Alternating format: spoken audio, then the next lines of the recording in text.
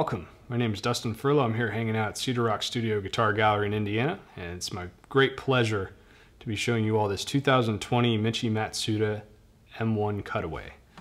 It has a master grade set of Swiss Moon spruce for the soundboard, one of my favorite timbers, and gorgeous, striking Madagascar rosewood for the back and sides. Just a wonderful set. Yeah, just so much character and depth to it that you really get lost in. If you're unfamiliar with Michi Matsuda's work, he was one of the first apprentices for Irvin Somogyi, probably more than 15 years ago. Since then, he's not just pursued acoustic guitar building excellence, but he's also worked as a repairman at the really well-known Gryphon stringed instruments shop in California. And that being said, not only does he have a really great expertise in building great guitars from working with Irvin, but of course working on, you know, dozens, hundreds, maybe even thousands of instruments over his career, you get a really good sense of building an instrument with longevity in mind. He probably has a really exceptional knowledge of construction and what's going to build a guitar that, you know, outlives the owner, you know, an heirloom piece by every mean. So that being said, I really am personally a huge fan of Michi's work. The first time I played an M1 Cutaway, it was a lot like this one, except it was about 15 years older. And so as you would imagine, it was like, whew, it was a really eye-opening experience to the potential of what a steel string guitar can offer in the right hands. So I'm, again, really pleased to be showing you all this. I'll go through a few details. Starting from the bottom up, it's got a really nicely carved bridge. It's very slim. You can tell he really peeled away as much of that wood as he could in efforts of keeping the weight down. That's another key philosophy with the Somogyi building style, is to weight reduction, you know, getting a guitar that's as light as possible and just exploding with energy in any way possible. So that being said, the bone saddle also has holes hollowed out to reduce weight. The rosette, I'm not even sure if you would call it a rosette. You would just call it this artistic masterpiece that's going on here. It's such a, I love everything about this. It's got this segmented rosewood going on here. You can't really tell from far away, but when you blow up the photos, which I will, you see that it's segmented. The grains are going in opposite crisscross directions. It's something that you really appreciate when you see up close. The abalone is just, it pops. It's like just beautiful water that just comes out of nowhere or something. More Madagascan rosewood here, and these purfling lines that just end abruptly are just so interesting. I really love that the straight purfling here sort of accents that straight cutaway that Michi is known for with his guitars. I really love that, the profile of that cutaway. It's just really nice. And on another note, it actually, in my opinion, feels much better than the average Florentine cutaway because it's a bit flatter, and it sits on the leg really nicely. I really like that. It's just ergonomically very nice.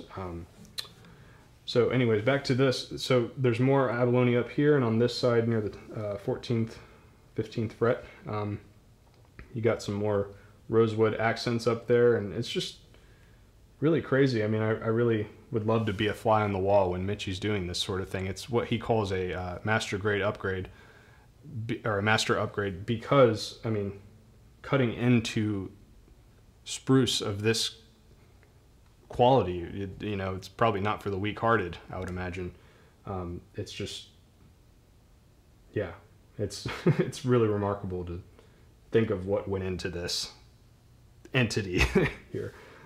So yeah, just, I hope you all enjoy the photos that are blown up throughout the video and on the website. But moving on, the Ebony Fretboard is bound in a maple line, really nice. I love that the fingerboard is, of course, flush with the rosette. It's really nice.